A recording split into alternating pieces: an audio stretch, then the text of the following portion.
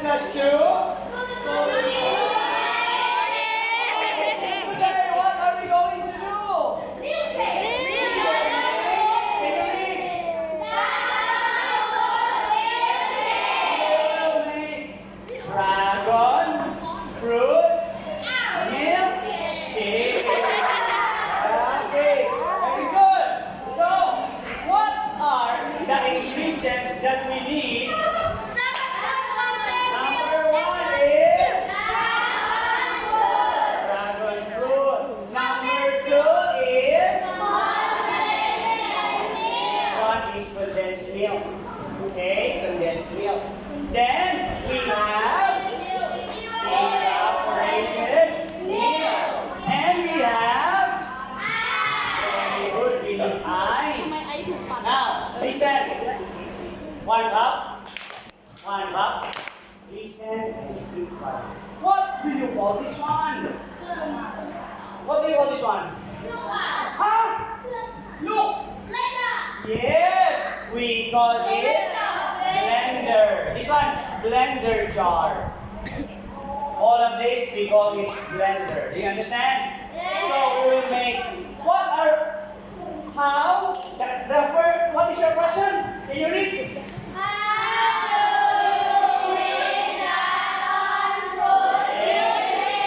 Very good. How do you make dragon fruit milkshake?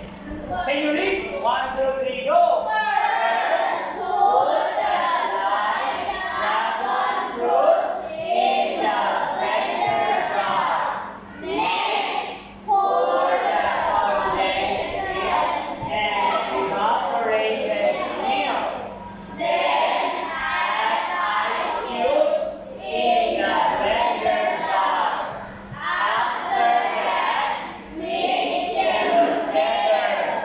Finally, blend them on the highest speed setting. How many steps are there when you make dragon fruit milkshake? How many steps? 4. Are you sure it's 4? There are 5 steps. Teacher Jeffrey will show you the steps because next week, asasadyan, next week you will do your cooking show also. Today it's Teacher Jeffrey cooking show. Okay. So, what do I have here? What do you call this one? Huh? Okay, this is a knife. Okay, be careful when you use the knife. What is the number 1 step that you are going to do? Slice dragon fruit in the blender. Is this dragon fruit sliced already? No, not yet. So what are we going to do? Oh, you will slice already? No, what will you do? Peel the dragon fruit. Peel. You will peel first. Okay, peel the dragon fruit. You like to eat this one? Is dragon fruit your favorite fruit? No, you don't like. What is your favorite fruit? Okay, first is to peel it up. Don't forget to wash your hands before you do. Okay, now, then remove this one because you cannot eat that one. Then, what will you do? Slice, right? Slice. And number 1, what is number 1? Put in the blender. Teacher Jeffrey, just put it. Ta-da! I put. Number 2.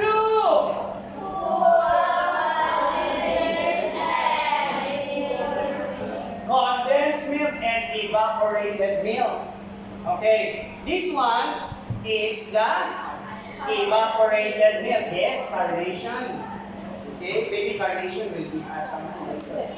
Because I'm telling you. Sponsor. Yes, sponsor by Teacher Jeffrey. What is this? Can open the See? Can opener. So, we open it. Okay. So, we only use one dragon fruit, right? So, just put it like this.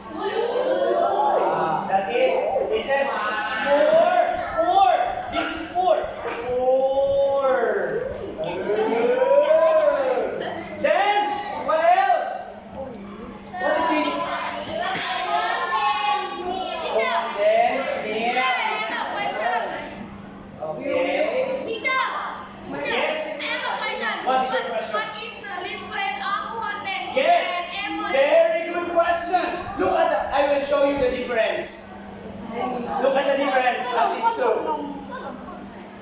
Evaporated milk is more of. Look at the difference. Look at the difference. When I pour this one, look, it's watery. But this one, look. You see that one? Looks like blue, right? So, but this one is sweeter than this one. This one is more of milk. Do you understand? That's why we call it milkshake. So we do this one. And then a little. Okay. I think it's too many. So it's so sweet, right? So we add more. Give me your dragon fruit. Come on. Yeah.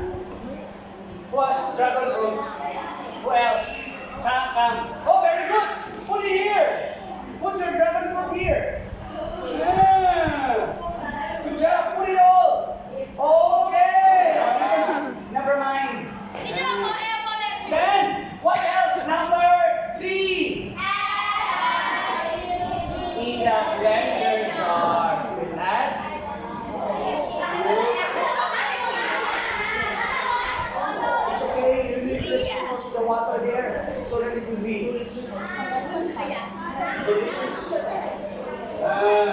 And then we put already the ice cubes. What else next? Teacher Jeffrey did not bring the spoon, so I will use the knife. Okay, mix it. Mix. Then, number 5, blend them on the highest heat setting. So, we will over first.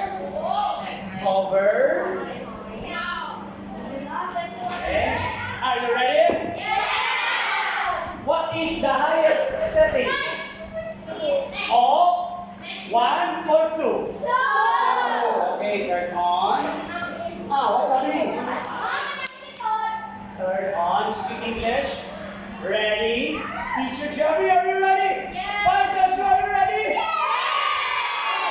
1, 2, 3. Is it okay?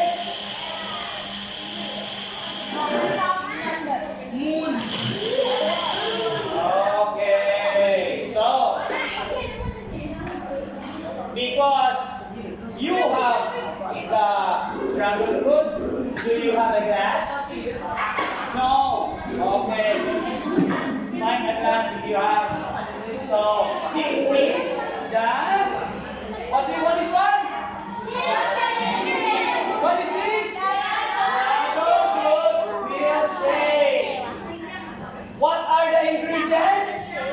Dragon fruit, condensed milk, evaporated milk, and ice.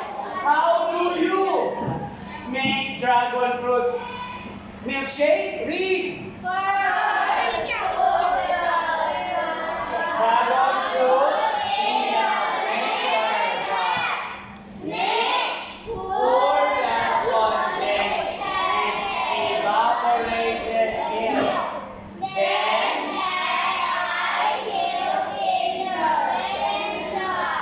after that, mix them together.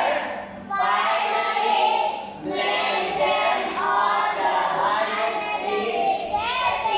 The result is